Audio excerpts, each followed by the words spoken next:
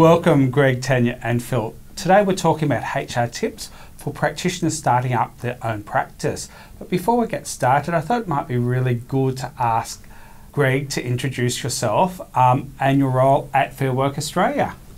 Absolutely. So my name's Greg Jennings. I'm the Director of Education Resources at the Fair Work Ombudsman, Australia's national workplace relations regulator. So our vision is to support compliant, inclusive and productive workplaces. Thank you.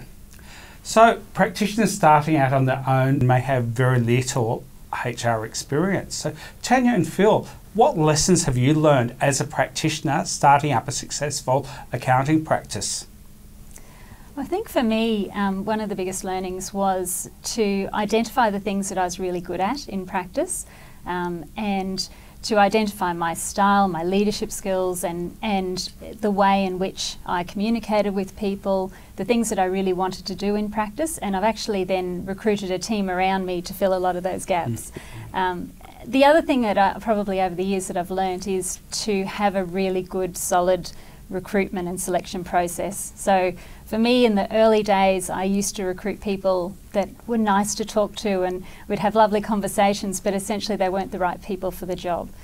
So over time I've learnt to have a really good, strong recruitment and selection process, and that's basically the standard that we use now to recruit people in the practice. And Phil? I think that's a very good point that Tanya made. In our business, it's about people. It's about leverage, and I think it's especially for a sole practitioner, as most of us are, we have to grow incrementally, and so it's having the cajolees and the demand and the fee base to take those steps, and we take baby steps, but it's for our future, it's for our financial happiness, and it's very, very important to take those incremental steps. So we do it like Tanya. We do it. We look at our skill set. We look at the people that will help our balance, and we fill those gaps. It's not always a perfect fit, as you imply, and it's a jigsaw puzzle. But it's about PD. It's about demand and training, and we do that as we grow. So starting from scratch, when is it right to employ your first staff member? I recall it vividly, Peter. It was 7 years ago. I was a sole trader with half a secretary, and this young man knocked on my door. He kept knocking, and after a few months, you just have to size up your practice, your marketplace, your skill set, and you have to take those baby steps. So it's about planning, and it's about a numbers game. I think the thing that I've seen in other practices and I've observed and I've seen in our own practice is that quite typically when a practitioner wants to grow, they recruit that senior person first, and what that does is it means that then they start having to take on all the admin duties and the practice management, so that instead of doing that way, I think that there is an order of recruitment in terms of growing your practice, and the first recruit should be that admin resource, making sure that you actually start leveraging yourself and getting rid of all the tasks that are not value adding. Next in a practice, I think they should be then looking for the junior staff member, and then the third person that they recruit when they build the team is the senior. Whereas the logical place that most practitioners go is the senior, and all it does is makes you the admin assistant. That's right. So for practitioners starting out now, there's 24-hour, 7 days a week services, outsourced services that can actually provide skilled staff. Have you had any experience in using such services? Well, we don't do it ourselves, but I've got colleagues who do it. I've got our firm has 8 people. We're a 2-partner, 6-staff firm, and I've got a mate the same size in Sydney who does it, and he uses people in the Philippines. I would suggest it's for a more mature practice rather than for someone starting off that sort of service. Yeah, and I think as far as the outsourcing or offshoring any roles within the practice, I think it really comes down to the practitioner has to assess what their strategy is. Think about what actually they want their practice to evolve into, and is that the right fit with what they do. I think some practices use it extremely successfully, We have used it in the past, we've pulled back from that, we've gone down that journey. Now we have it as a bit of an overflow. So we help, if we get to a point where we have peak times and there's capacity issues, then we have it as the ability to then scale up or scale down from a capacity point of view. So that's great and that works for us, but I think each firm needs to look at their overall strategy and decide whether the risks, whether the cost, whether the types of roles that they're looking to outsource, whether it's the right fit for the practice that they're actually trying to build. The recruitment process, do you do it in-house or do you outsource it? Do you use an employment agency? Well, you probably could use an agent. Most sole practitioners can't afford 10% of a year's salary. We do it in-house. Seek's a wonderful thing. You put something on Seek and you get 500 applications by lunchtime. But a lot of it's networks. The people you've met, people that you know of. CPAs especially have been big on discussion groups and networks with other practitioners. I'd encourage, especially sole traders starting off, to join a discussion group, get those networks and contacts. We get most of our people from those sort of contacts. Tanya? For us, I think that the actual selection of a staff member is ultimately the practitioner's responsibility, and you can't outsource that to anyone else. You've got to make the choice on who you're going to recruit into your practice.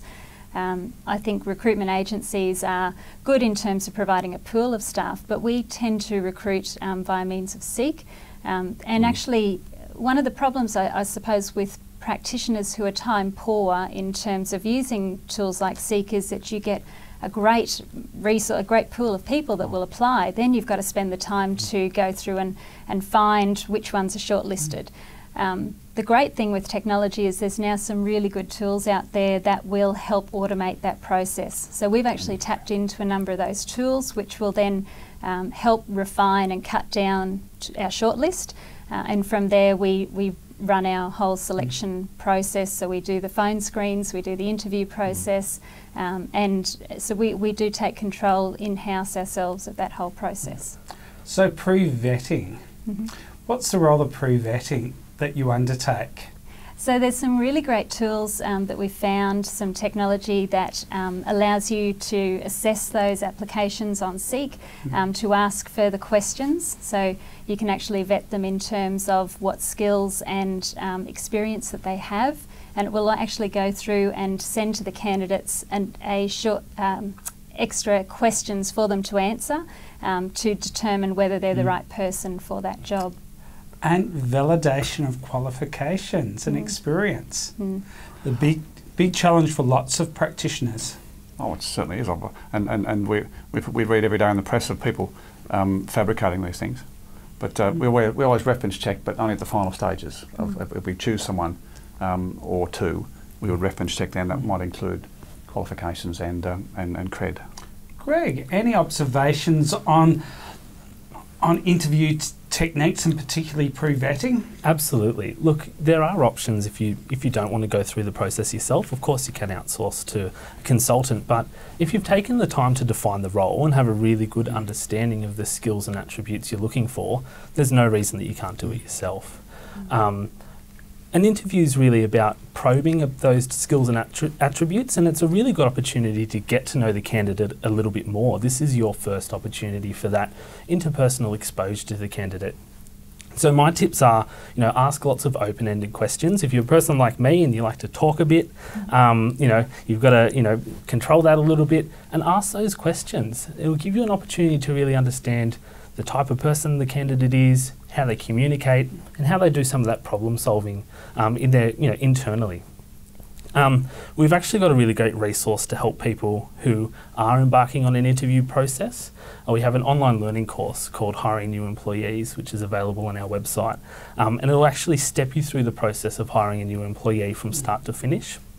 And it'll give you some ideas about best practice interview skills, how to ask questions and the impact that different questions can have on a candidate's response. So very much like competency-based questioning. Absolutely. Behavioural style questions we find are really, really useful in getting to know the candidate a little bit more and how they perform in the role. Now, are there any additional checks that you do after the referee checks? We do in our practice, so we actually do work-based profiling. One of the things that we are really big on is understanding that we have the right person for the right role, and often qualifications only go so far to making that match.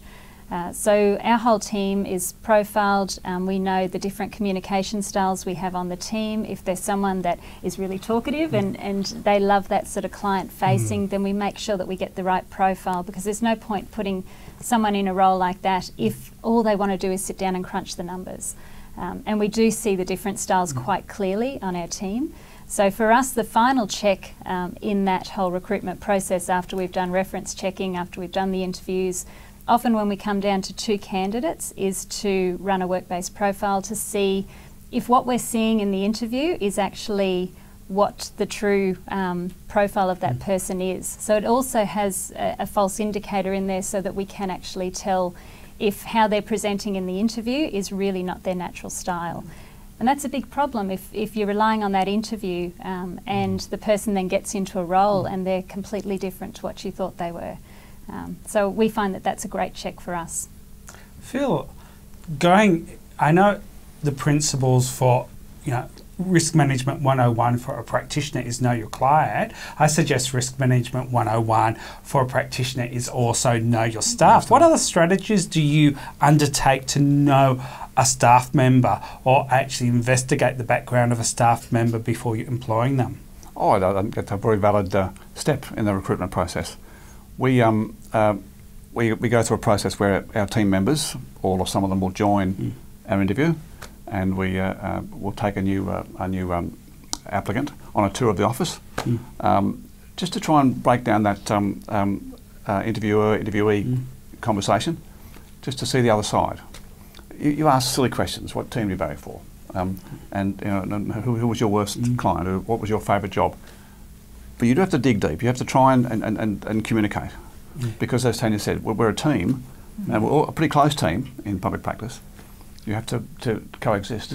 I think getting the team involved in the interview process is a great way of doing it. I have a client who does that with her team, and they have a secret code where the staff will actually, if they put their pen down on the table, that's it, they're not selected. So it's actually secret code within the team that they have in the recruitment process, but they involve the whole team in it.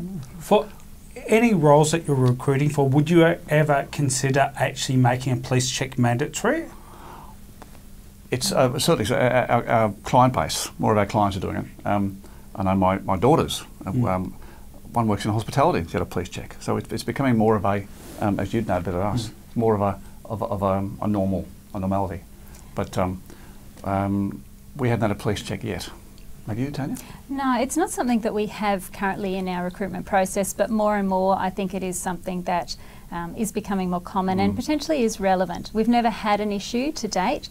I do know in other practices that they have had issues, and I think that it is really common sense to do it. I don't think anyone would take offence at that. I think it is actually relatively accepted in the recruitment process to do that. Greg, I'm very aware that many businesses also do profiling of candidates using social media and Google searches. Any tips there? Look, I think it's good to use as many avenues as you have available to you. Certainly traditional interviewing is one option, but nowadays there's lots of different avenues you can explore, like LinkedIn and other professional style social media sites that you can... Facebook. Facebook. You can get a better understanding of the people who are applying for the position. And I think that's probably quite important, because culture fit's so critical in a small practice, especially when you're starting up. Oh, it certainly is. It's like a family. It's a close connection, and the quality of output, as you know, especially the quality of your output is conditional upon that harmony or that chemistry. I think it's important as well just to reconfirm that what you're seeing in the interview is the true person that you think. So you know, we do, I think there's so much information available publicly that you do a search on a name and it's amazing the amount of information you can gather. And often, you know, that's not the determining factor for me, but it's just a bit of a reconfirming of what I've seen in the interview, the behaviour, and just making sure that it is the right fit. I would recommend though that people don't make assumptions about what they do. You know, perhaps find on someone's Facebook page, on LinkedIn profile, that they can actually, you know, test those assumptions, ask the employee for their input, or the potential employee for their input as well. And with our profiling, we do that as well. So generally, that step is prior the final interview. And if things come out that aren't as we expected, then we'll actually talk through. So we always share the profiles with the staff. We give that to them, and I think it's an amazing insight into how the world sees them. So I think it's a great tool for them to have. Whether they get the role or not, but it is also good to talk it through. So just because something says on a piece of paper that this is who you are, I think it's meant as the basis of actually just sitting down and talking through. Now these things have come through in your profile. How do you sort of see that this relates to you? How important is a formalised induction process and a review process in your practice? I'd say critical. We all, in our firm, we always have an health and safety tour. Literally, I have one of our staff show the newcomer the amenities, the facilities, the stairs, the fire extinguisher, but more important, as importantly, our reference bases and our appointment regime. So yeah, induction's vital, and it's a welcoming as well as an educating thing. Absolutely, I agree. Induction's a fantastic way to welcome a new employee, but also start that process of setting your expectations as well. Expectations about behaviours in the workplace, expectations about performance. It's really a good step to embed them in the culture and get them running. So Greg, that's a really good lead into to Tanya to actually ask for her observations about the role of a performance management system. Yeah, look, this is something that we've actually worked on a lot in the last 6 months. So one of the things that I feel now is the trend towards actually it's an ongoing review. The annual performance review I feel is a thing of the past, and the reason I think that is the case is you don't want something festering or someone being unhappy about something and carrying it for 12 months until they actually have that conversation. So we find now we've got a quarterly review process. It's actually done with an online tool, so we get the staff to complete an online sort of feedback form. We sit down and discuss that. It's a 15-minute discussion just to check in how things are going, how are you going with your KPIs, what things might be concerning you, how's your training going. So we assess all of that. It doesn't have to be long and extensive. The annual performance review would take an enormous amount of time, and often there's a lot of issues that you're dealing with that could have been dealt with much easier along the way. So I think it now is becoming, it's a much better way to manage and review staff, is just to have that constant feedback loop that's happening on a regular basis through the year, and it takes the emphasis off this big performance review. And I think the staff actually feel quite anxious about that annual process, so it makes it much easier for them to sort of feel as though they can have that feedback along the way. I think that's a really great point. I mean, there's been a lot of discussion about what's best practice in terms of performance systems, and I think that's great because it means people are really thinking about what's the best fit for their business.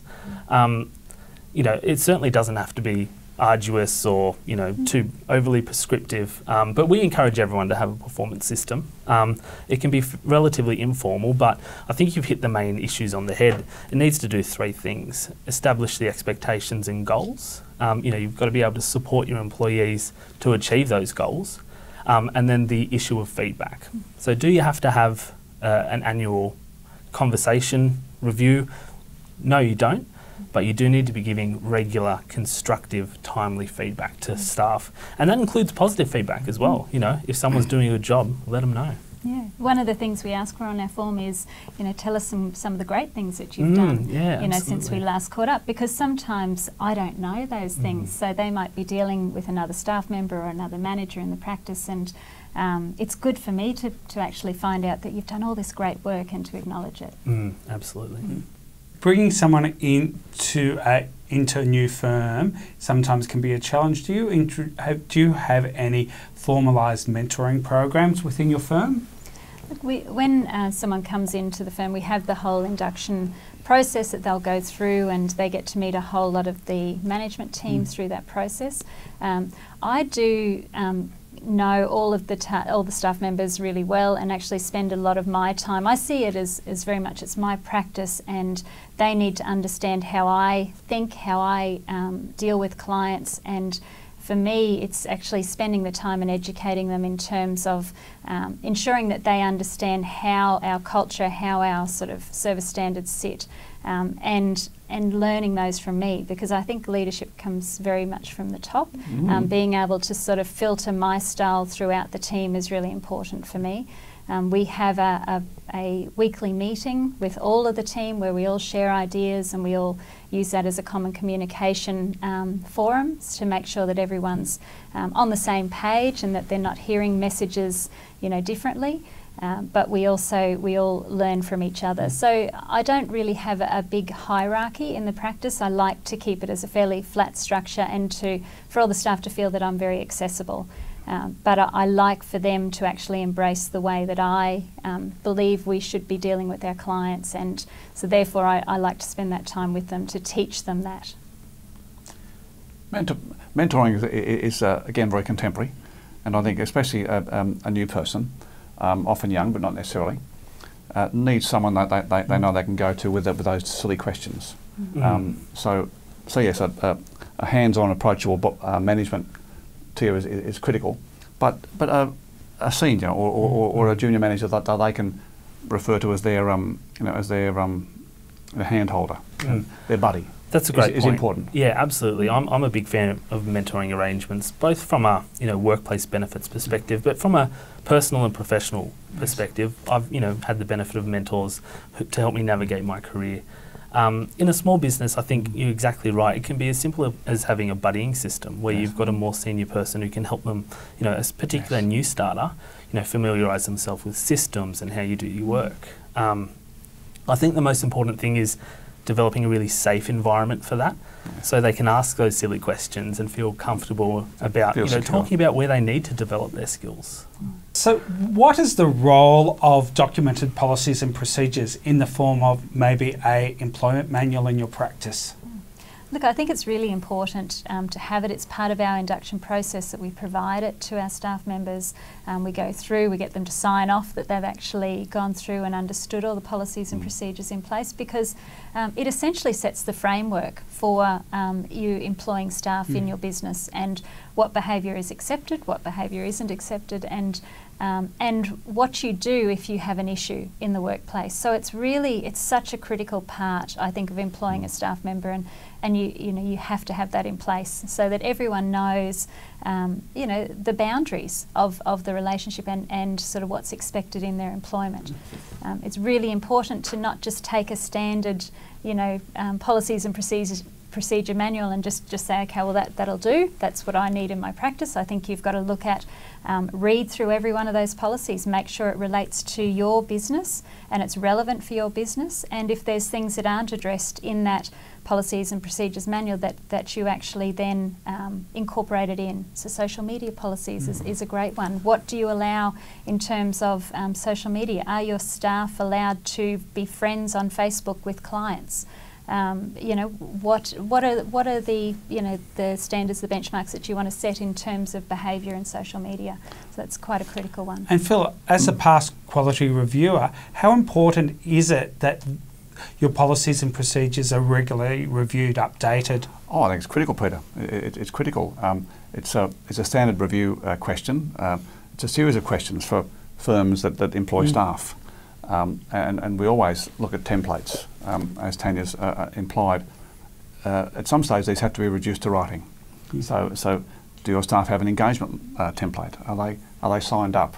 Do they know what the codes of behaviour are and what the unacceptable parts of behaviour are in the workplace? Absolutely, but it's also important to ensure that it's actually put into practice. So a policy can be fantastic and really thorough, and can be really well written. But if people aren't actually putting it into practice and making their employees aware of it, and ensuring that it's followed, then it's probably going to have limited effect. So have really good policies, but ensure that you're actually making your employees aware of what's in them, what's expected, and really following them, making them a live document. Making sure they're accessible. Absolutely, so many of them just, they might get them once, but they don't actually know where to go if they need to look up what the policy is. So you need to make it really accessible. Absolutely.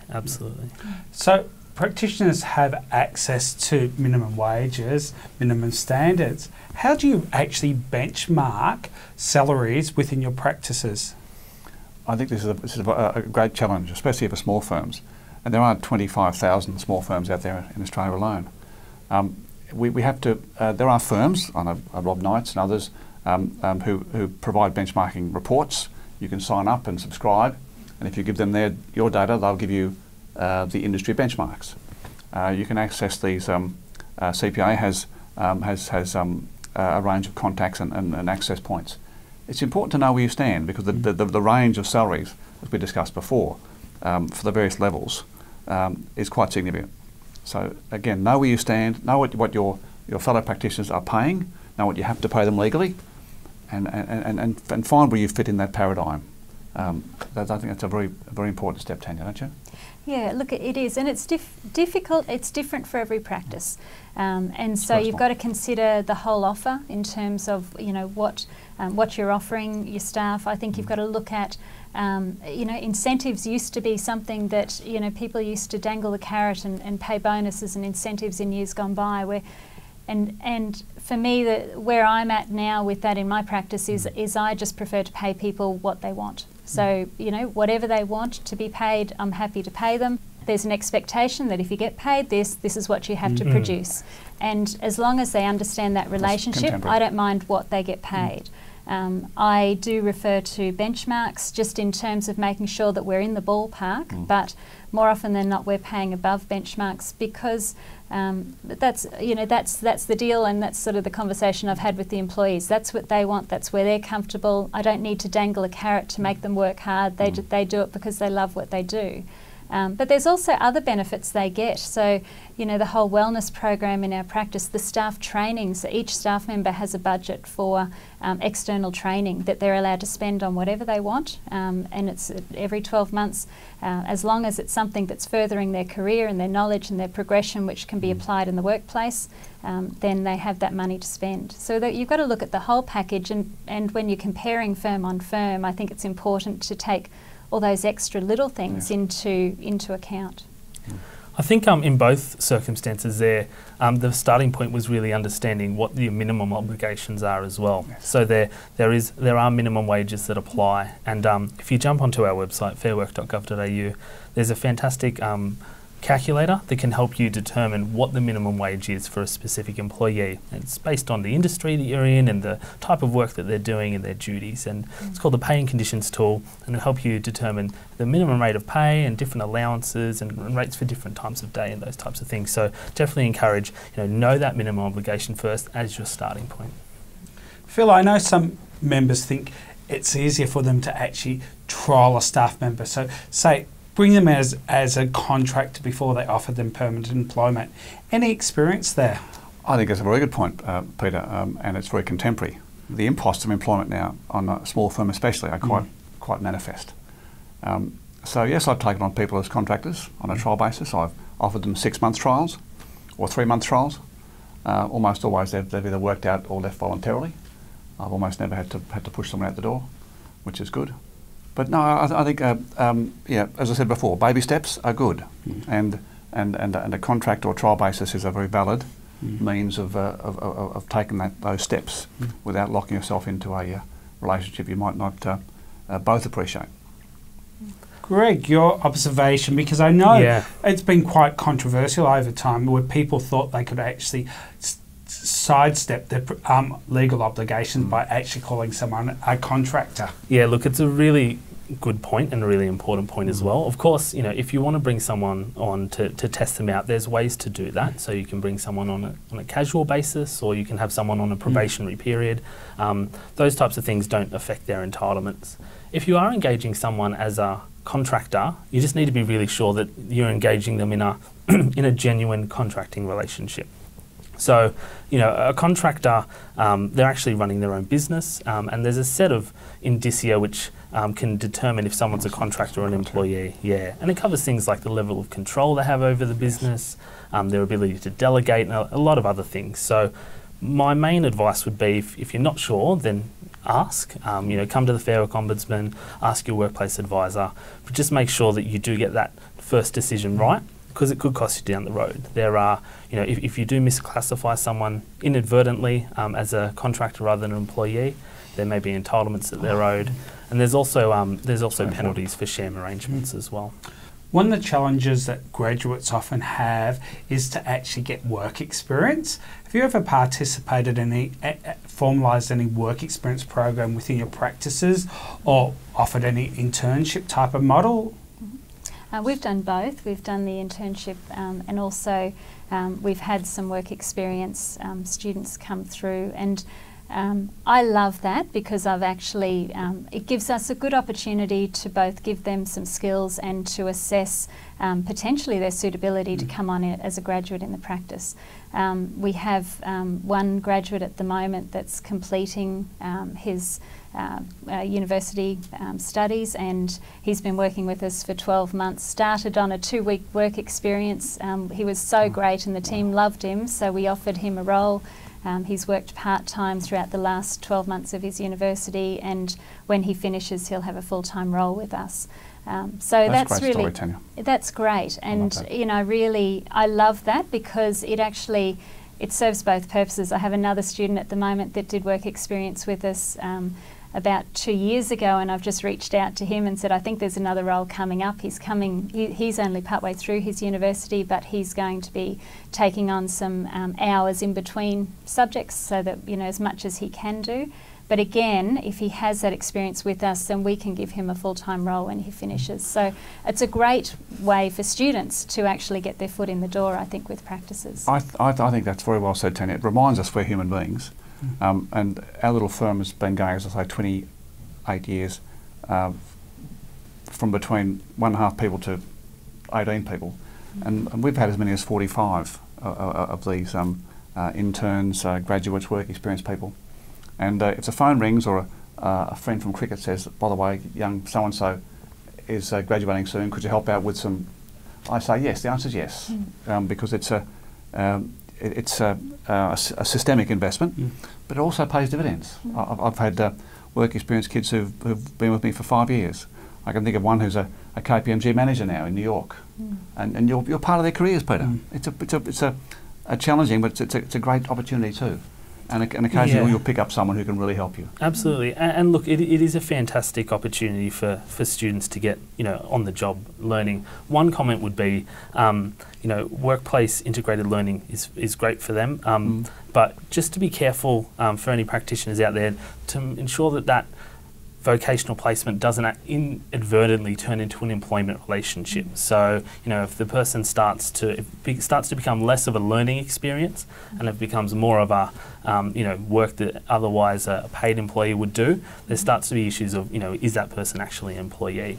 You mean when they're getting work? If you're not paying them, right? Yeah. Sorry, if you're not paying them, that is. Okay. And the determination of that would, I would think, potentially be the amount of time that, you know, I think that you're getting to the point of you're taking advantage of someone instead of actually giving them that experience of understanding how a workplace. And look, there's also another option, which is under the Fair Work Act, which is the governing workplace laws. There's a vocational placement exemption. So if you're receiving a student from a university or something along those lines, where they're actually, you know, doing this as part of their course, and they're earning them credit, they're actually not considered an employee. So you can do that, and it can be an unpaid lawful arrangement. Right.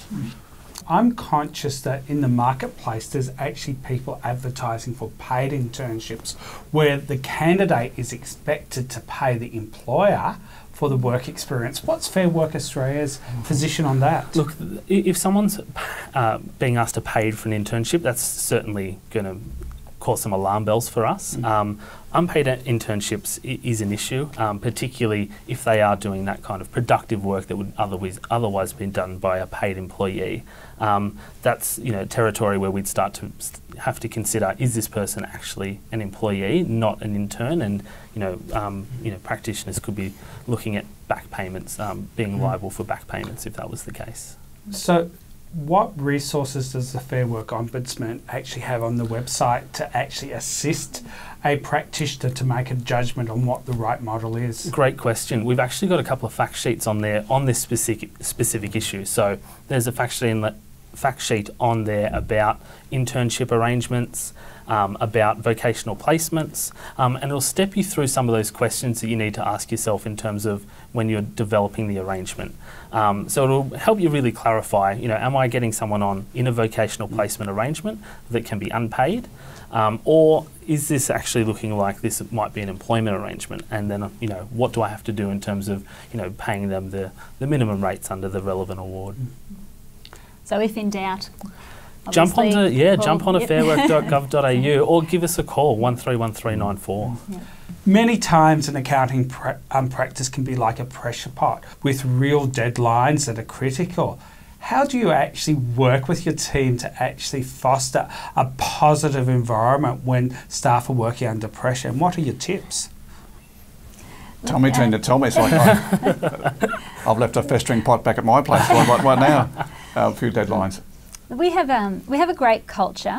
One of the things that I found recently through one of our reviews, the review process that we went through with our team, is that they felt that the pressure of productivity and some KPIs were turning them into robots, and that they were, they weren't actually able to look sideways because they had to meet their KPIs. So I saw this as a real issue in the practice, because I didn't want to create a team of robots. So we've really looked to work on a culture and ways in which we can make them feel as though they can actually do things more innovative or come up with better solutions to provide other services or different things like that. So we actually now have a 10% innovation target for our staff. So they actually have to spend 10% of their time on things outside of the technical accounting. So find better ways to provide services to client, to think of different things that might improve the culture or the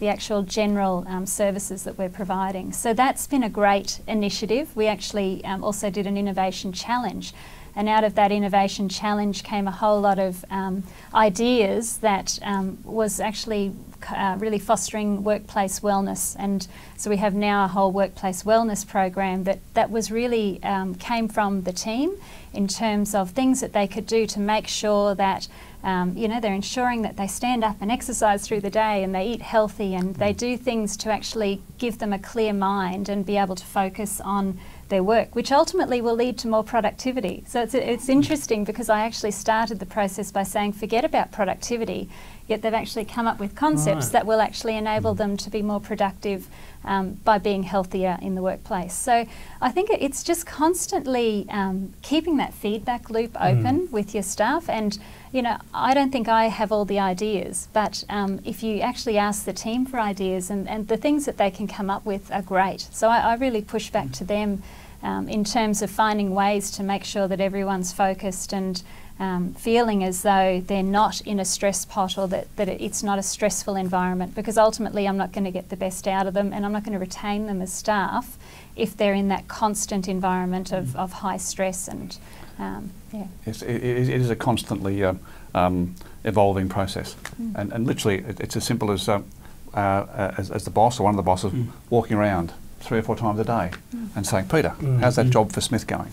And I hope you're not worrying too much about your CPA exam next week, or and how's your toddler going at home. Yes. It's an important knowing your team. Knowing your team. It's an important. It is a nurturing role we have, and this is where Greg would would be very happy with us as caring employers. Absolutely. And it's vital. It's vital. And I think the other thing you've probably touched on, both of you have touched on actually, is role modelling those behaviours. It's really important for staff to be able to see, the managers or business owners actually, putting their money where their mouth is and role modelling the behaviours that they're trying to, embed throughout the workplace. It's a great way of, building that culture. Because if you analyse our job, we sit behind a desk at a computer, potentially for 8 hours or 10 hours.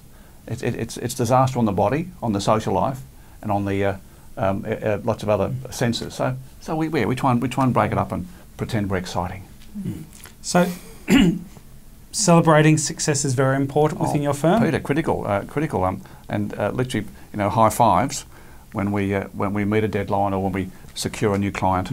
Or when we reach a goal or put through a tough assignment or a tough gig, it's very important. It rewards all the critical senses, I think. Yeah, that recognition is so important for employee engagement. Recognising good behaviour, celebrating success. So, we all love harmony in the workplace, but from time to time we have to deal with conflict. Any tips for dealing with conflict in the workplace? This is the toughest part of being. And sometimes this is lessons learned, isn't it? It certainly is, Peter, and it's never easy, especially with a team of 21. I find it just has to be immediate in terms of don't let things fester.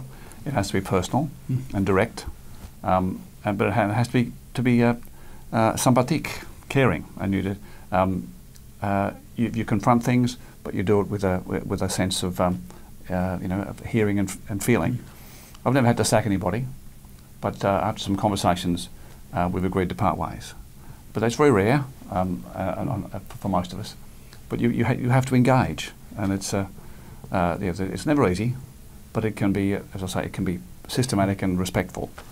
But just do it promptly. Yeah, absolutely. You've hit the nail on the head. My best advice about dealing with workplace conflict is deal with the conflict. Be proactive.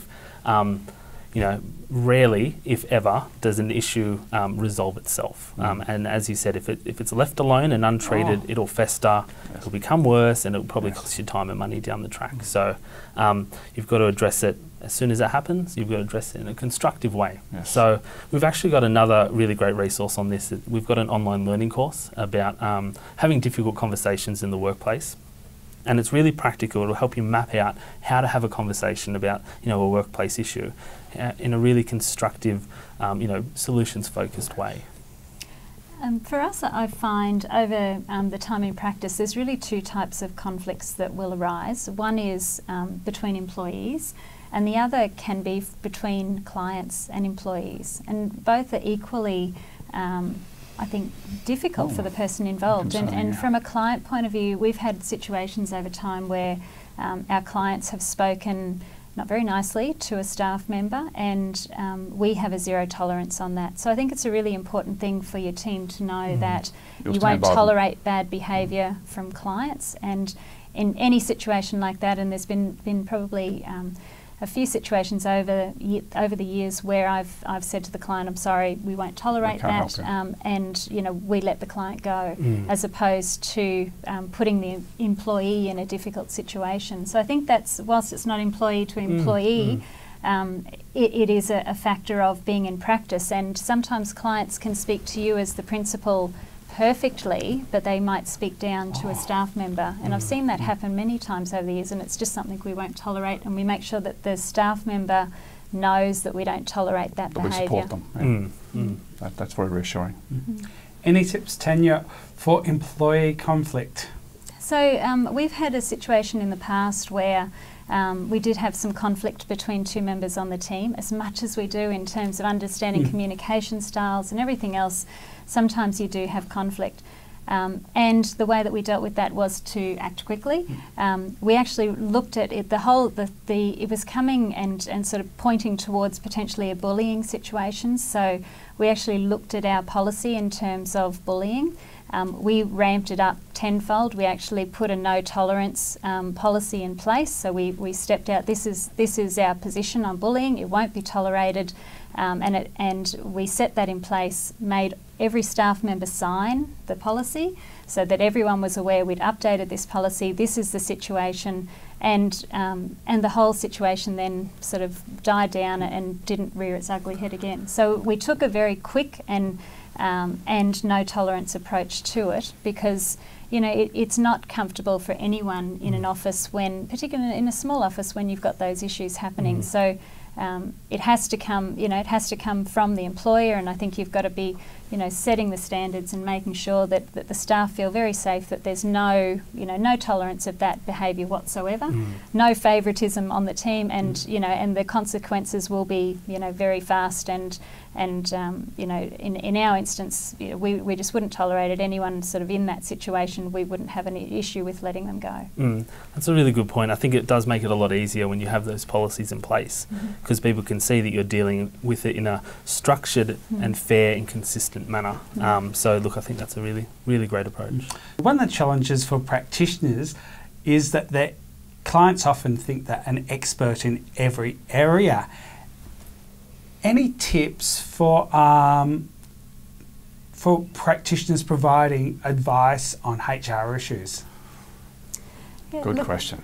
Yeah, I think that we provide payroll services within our business, so it's one of our service offerings. But and so therefore, it has that link with employment.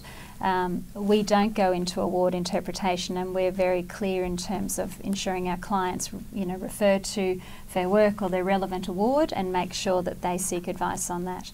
I think that, in terms of practitioners knowing their space, you've got to make sure that you've got the skill set to provide the services that you're providing, and you've got to do the right thing by your client to actually know when to refer them on to an expert, and when you can manage it yourself. So it is assessing what they need and actually making sure they know where to go, rather than leave them in the lurch of trying to find their own way. So I think the best thing we can do as practitioners is make sure we have a resource of people that we feel comfortable referring them to, or to websites that we can point them in the direction of, rather than just leave them find their own way, because there's been plenty of disasters of employers in our clients paying staff the wrong amount of money, or all these things that we potentially could guide them into, at least this is the information you need to be looking at to make sure you're compliant. Greg, what are the ramifications of a practitioner providing the wrong advice? Look, that's a really good question, and there are risks and ramifications if you are providing advice and you don't provide correct advice. So under the Fair Work Act, there's penalties for someone who's involved in a contravention. So that could be a manager in the business, the director of the business, but it could also be someone who's advising the business. So an accountant or a HR advisor. So it's really important that if you're providing that advice, you need to ensure that it's accurate, that it's contemporary, and that it's credible advice. If not, you do leave yourself open to potentially being held personally liable for the contraventions as well, for being involved in those contraventions. So my advice is, if you're not an expert in workplace relations, refer that matter on to someone who is. Refer them to an employer association, or of course to the Fair Work Ombudsman. We're more than happy to answer those. That's our bread and butter work. We can help people understand what their minimum obligations are. Peter, could I come in there, because what Greg said is so relevant to us, and your opening remark about our clients, especially our small business clients, thinking that we are the font of all knowledge. It's real, and our constituency is micro business. There's 2 million of them in Australia. They keep this country moving. God bless them. But yes, so we are their first source, and we spend a lot of time liaising between them and your colleagues. Absolutely. We help them find the right classification, the right award. But our criteria is that above all, we're a helpful advisor. We can tax and compliance, payroll, but they have to be part of the process of knowing where their clients are from, where they're working, and how they pay them. And I think for practitioners, it's important to there's certain things we can assist. We know what they need to do in terms of their employer obligations for tax and for, reporting obligations. But you've got to know, in the service standards with our clients, I think it's important to point out these are the things you're responsible for. And award interpretation is something that I think is so complex and, really is a really danger zone for practitioners to get involved in, so unless you really have the skills on the team. So, that's one area that I think, you can get in a lot of hot water unless you have the skills on the team. And so therefore, don't leave it to them, because often I think for clients it's very complex to actually find their way as well. But you've got to be able to guide them and point them in the right direction in terms of getting the right information. Absolutely. Look, I'm sure it happens to you all the time. Clients trust you, they work with you a lot, so they love to be able to come to you with those types of questions. But as I said, if that's not your forte, if that's not your expertise, refer them to the Fair Work Ombudsman. We're happy to help. So Phil, your top tips for HR for a practitioner starting from scratch? Well, I think it's know your clients, know your marketplace, and know your team. Get yourself connected to them from the first instance, and make them feel part of your business. It's your business model. It's your business plan. So engage and connect them, and they can grow with you. I think my point about baby steps is important. Don't charge in. Don't think spending money will make money, but take those measured steps and get your plan right and get your marketplace right. PD, professional development, is critical. Upskill, train, nurture, bring them on, and monitor them and reward them properly. And all those things are connected. PD becomes output, becomes reward, becomes profit, and generates more reward. So it's a circle of professional encouragement. Tanya, your tips? Yeah, look, I think there's some great tips there, and probably I'd add to that, particularly for a practitioner starting out, that order of recruitment is so critical. So don't fall into the trap of your first recruit being a senior accountant.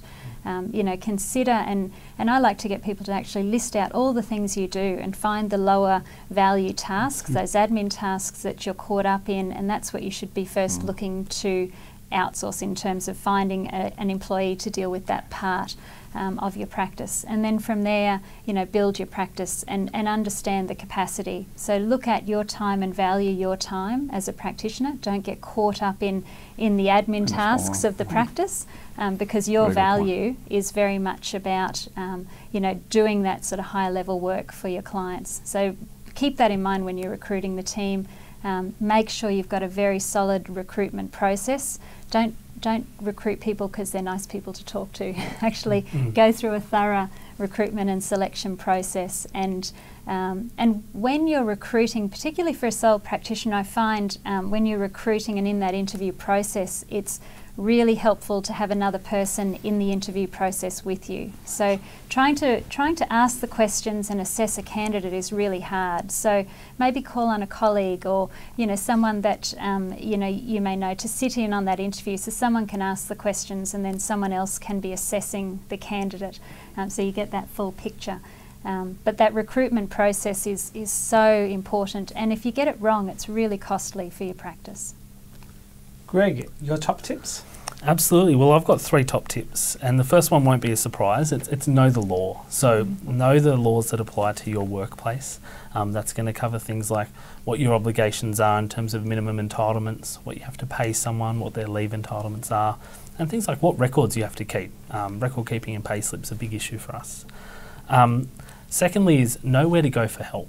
So, CPA obviously has resources that can help people when they're setting up their practice. Fair Work Ombudsman's also got lots of great templates and resources that can help someone step them through the hiring process and get started on the right foot.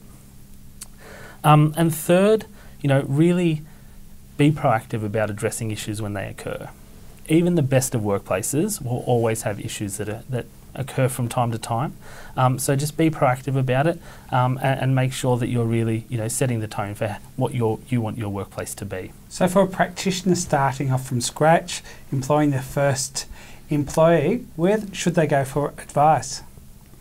I think that, as we've touched on before, they they should go to their fellow practitioners, other colleagues in the industry, and discussion groups, CPA Australia, but of course your team would refer them to those places I've just mentioned. So it's a I think an important message is don't reinvent the wheel. It's been done before. So access those networks, access those experiences, and you'll find that your colleagues are very willing to offer their experience and advice, and probably former or current staff as well.